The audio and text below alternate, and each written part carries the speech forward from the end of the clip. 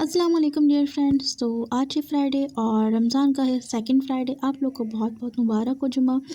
तो गाइस ये था मॉर्निंग टाइम। तो आज देखते हैं कि हम इफ्तार में क्या क्या बनाएंगे। खैर सुबह सुबह का टाइम था, सारे काम वाम से मैं फ्री हो गई थी। उसके बाद फिर मैं नहाने चली गई और मैंने ये शावर लिया। शावर लेने के बाद फिर जो भी काम मेरे थे वो करना था, लेकिन सबसे पहले हमने पढ़नी थी नमाज़। तो नहा धो के पहले मैंने अपने हेयर को अच्छे से सुखाया धूप में, ठीक है ना। तो बहुत इजी रहता है धूप में सुखाना। उसके बाद फिर मैंने सनस्क्रीन लगाई और इस सनस्क्रीन का रिव्यू मैं आप लोग को दे चुकी हूँ। ज़रूरी नहीं है 2 फिंगर सनस्क्रीन हो, 1 फिंगर में भी काम हो जाता है अगर अच्छे से लगाएं तो, और अच्छी हो तो, ठीक है ना। यानी कि अच्छी कंपनी की हो तो 1 फिंगर सनस्क्रीन से भी काम हो जाता है। ये ट्रेंड चला है कि 2 फिंगर सनस्क्रीन, नो, 1 फिंगर से भी हो जाता है। तो आप लोग प्लीज़ सनस्क्रीन ज़रूर लगाया करें, ठीक है ना। सनस्क्रीन से ही अपनी डे की स्टार्टिंग करा करें कि रोज़ाना सुबह में आपने सनस्क्रीन लगानी है। उसके बाद अच्छे से लिप्स को भी मॉइस्चराइज़ करने के लिए आपने कोई भी अच्छा सा लिप बाम लेना है। मैं ये स्ट्रॉबेरी वाला यूज़ करती हूँ, मुझे बहुत अच्छा लगता है। उसके बाद गाइस मैं आ गई थी नमाज़ पढ़ने के लिए। और कहते हैं जब इंसान के लिए आप अपने आप को तैयार करती हैं, कि यानी कि आप कहीं जाते हैं और ख़ुद को बहुत अच्छे से तैयार करते हैं, इसे अल्लाह के लिए भी अपने आप को तैयार करा करें कि आपने नमाज़ पढ़ने जाएँ तो अच्छे से होके जाएँ, ठीक है ना। तो बस हम बैठ गए थे नमाज़ पढ़ने के लिए। और नमाज़ पढ़ने के बाद उसके बाद फिर मैंने कुरान शरीफ की तिलावत करी। और आज था फ्राइडे, तो मैं हर फ्राइडे को ना सूरह दुखान ज़रूर पढ़ती हूँ।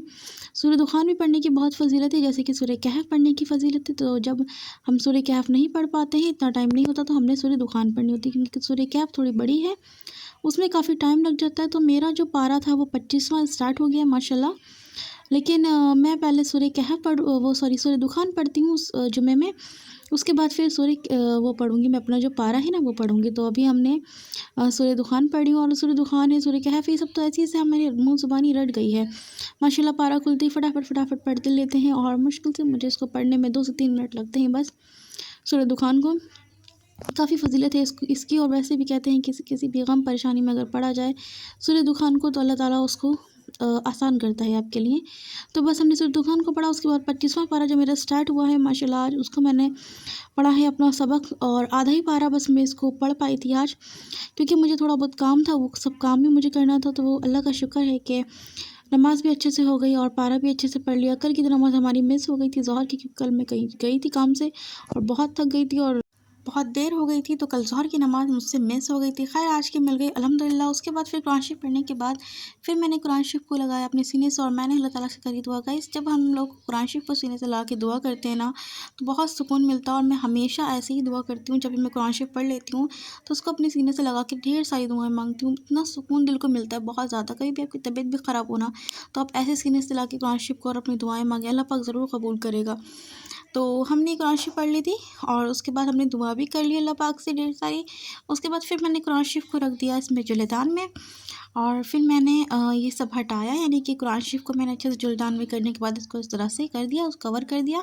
फिर तकिया हटाई। उसके बाद फिर मैंने अपनी जानमाज़ फ़ोल्ड करी। और गाइस ये मेरी वाली जानमाज़ है, इसमें सिर्फ मैं ही नमाज़ ज़्यादातर पढ़ती हूँ और मेमोरी पढ़ते हैं, लेकिन ज़्यादातर मैं पढ़ती हूँ। उसके बाद फिर मैं आ गई थी किचन में और अम्मी मेरी हेल्प करा रही थी। और ये था असर के बाद का टाइम। तो थोड़ा बहुत काम हमने असर से पहले कर लिया था, थोड़ा बहुत जो काम था ना वो हमारा असर के बाद हो रहा था। तो फ़िलहाल अम्मी बना रही थी आलू की चाट और मैं आलू की चाट में डाल रही हूँ ये बॉयल किए हुए आलू। और अम्मी इस चाट के लिए बना रही हैं यहाँ पे फुल्कियाँ। तो देख सकते हैं फुल्की जो बना रहे हैं ना, हम दही फुल्की ही बना रहे हैं। तो दही फुल्की के अंदर ही आलू डाल रहे हैं, डाला है मैंने इस तरह से कट करके। और फिर इसमें सारी चटनी वटनी डाल के और मज़ेदार सा बिल्कुल रेस्टोरेंट स्टाइल चाट कह सकते हैं आप इसको बाज़ार स्टाइल चाट कह सकते हैं, वैसे हमने इसको बिल्कुल रेडी करना है, ठीक है ना। तो ये है आलू वाला चाट और ये बहुत टेस्टी होता है और ज़्यादातर घरों में बनता है ये रमज़ान में। मैंने आज रमज़ान में, मतलब जितने दिन रमज़ान स्टार्ट हुए हो गए ना, तो मैंने पहली बार बनाया है ये चाट। तो गाइस मेरा काफ़ी दिन से दिल कर रहा था, लेकिन बस हिम्मत नहीं हो रही थी, काम वाम ज़्यादा था। तो मैंने कहा चलो ठीक है जी आज बना लेते हैं। तो अम्मी ये पकौड़ियाँ बना रही थी और माशाल्लाह से पकौड़ियाँ भी होने ही वाली थी। और मैंने इसमें आलू भी कटिंग करके डाल दिए। तो अम्मी ने डायरेक्ट पकौड़ी निकाल के इसमें डाल दी। वैसे तो पकौड़ियों को हम पानी में डालते हैं, लेकिन अम्मी ने कहा कि अभी बहुत देर है, यानी कि आधा घंटा था करीब उसमें अफ्तार में ना। तो अम्मी ने कहा अभी आधा घंटा है, आधे घंटे में अच्छे से हो जाएगी सॉफ्ट। मैंने कहा हाँ ठीक है। सच में आधे घंटे में बहुत अच्छे से सॉफ्ट हो गई थी, बहुत यम्मी लगी माशाल्लाह खाने में। तो बस अच्छे से हमने इसको मिक्स कर दिया। और उसके बाद अब मैंने इसमें थोड़ा सा पानी वानी डाला और मतलब थोड़ा सा पतला करा, बहुत गाढ़ी हो गई थी। और ये इमली की चटनी थी थोड़ी सी, इसमें पानी डाल के इसे मिक्स कर दिया ताकि टेस्ट और ज़्यादा अच्छा हो जाए। बस अच्छे से सब कुछ मिक्स करा और मिक्स करने के बाद फिर मैंने असर की नमाज़ पढ़ी। असर की नमाज़ पढ़ने के बाद फिर मैं आ गई थी किचन में, और किचन में आने के बाद फिर मैंने ये ब्रेड पकोड़े बनाने स्टार्ट करे। वो दही फुल्की जो हमने बनाई है ना अभी, आलू वाली चाट वाली, वो मैंने असर से पहले कर लिए थे काम। उसके बाद फिर असर की नमाज़ पढ़ी, उसके बाद फिर ये वाला काम हमने अपना कंप्लीट करा।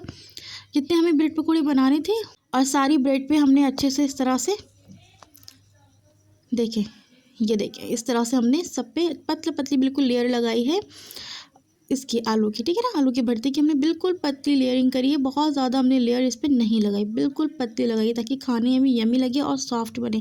बहुत ज़्यादा आप मोटा कर देंगे ना तो ये फटेगा, ये ओपन हो जाएगा बिल्कुल ब्रेड जो है, और अच्छे से नहीं बन पाएगा। तो इसलिए हमने बहुत पतली पतली करनी है ताकि खाने में भी यमी लगे और अच्छे से ये बिल्कुल बंद हो जाए, ठीक है ना, पैक हो जाए बिल्कुल इस तरह से। तो बस सारा मैंने रेडी कर लिया था। उसके बाद फिर अम्मी ने ऑयल गरम कर दिया अच्छे से डाल के, उधर अम्मी खाना बना रही थी और मैं इधर अफ्तार बना रही थी। तो मैंने एक ब्रेड ली और मैंने इस तरह से इसमें डाली, अच्छे से कोटिंग करा इसमें बेसन का, ठीक है ना। और फिर इसको अम्मी मेरी हेल्प करा रही थी आज, माशाल्लाह अम्मी ने और मैंने दोनों ने मिलकर काम कराया आज किचन में।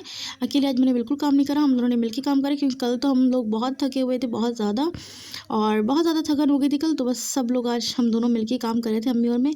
तो फटाफट काम हो जा रहा था, मैं डाल रही थी, अम्मी पलट पलट के अच्छे से सेक रही थी। जब तक अम्मी किचन में थी अम्मी मेरी हेल्प कर रही थी। तो बस इस तरह से हमने अच्छे से दो जो ब्रेड पकौड़े डाले थे ना, उसको अच्छे से हमने उलट्टे पलट्टे हुए कर लिया था। बाकी थोड़ा बेसन कम पड़ा था, मैंने बेसन और इसे मिक्स करा। और ये ब्रेड पकौड़े जो है ना, ये हो चले हैं, देख सकते हैं आप, देख कितने अच्छे से हो गए माशाल्लाह, ठीक है। ठीक है, तो ब्रेड पकौड़े हो गए। उसके बाद फिर अफ्तार लगा दी थी मैंने, और ये मैंने खजूर लिया बिस्मिल्लाह करके नियत करके, और उसके बाद फिर मैंने आलू ये जो फ्रूट चाट है इसको खाया। और माशाल्लाह फ्रूट चाट खा के ना इतना दिल को सुकून मिलता है, ठंडा ठंडा बिल्कुल। क्योंकि मैं इसको ना फ्रूट चाट को लेके फिर मैं रख देती हूँ कटिंग करने के बाद फ्रिज में, ठंडा ठंडा बड़ा अच्छा लगता है। फिर ब्रेड पकौड़े खाए, ब्रेड पकौड़े एक ब्रेड पकौड़ा खाने के बाद फिर मैंने अपनी ये वाली चाट जो है ये इंजॉय करी। आहा, ये थी हमारी इमली की चटनी, और इससे क्या मज़ा आया था माशाल्लाह, बहुत टेस्टी। और फिर थोड़ी सी ग्रीन चिली भी डाली और मज़ा आ गया माशाल्लाह। आज की अफ्तार बहुत अच्छी थी, बहुत सारा शुक्र एहसान अदा करो अल्लाह पाक का। अल्लाह ताला सबके दस्तरखान को ऐसी हरा भरा रखे और अच्छे अच्छे नेमतों से नवाजे सबको। उसके बाद फिर हमने खाई बिरयानी, और आज बनी थी बिरयानी और हमने बिरयानी को एंजॉय करा। कुकर ला के ही रख लिया था डायरेक्ट दस्तरखान पे, ताकि बार बार जाना नहीं पड़े। और गाइस बिरयानी किस किस को पसंद है बताएगा। ये थी मटन बिरयानी। यही था मेरा आज छोटा सा बहुत स्मॉल सा व्लॉग। प्लीज़ बताइएगा कमेंट करके आप लोग को आज की मेरी ये व्लॉगिंग कैसे लगी। मिलता है इंशाल्लाह नेक्स्ट वीडियो में गाइस, दुआ में याद रखिएगा। अल्लाह हाफिज़।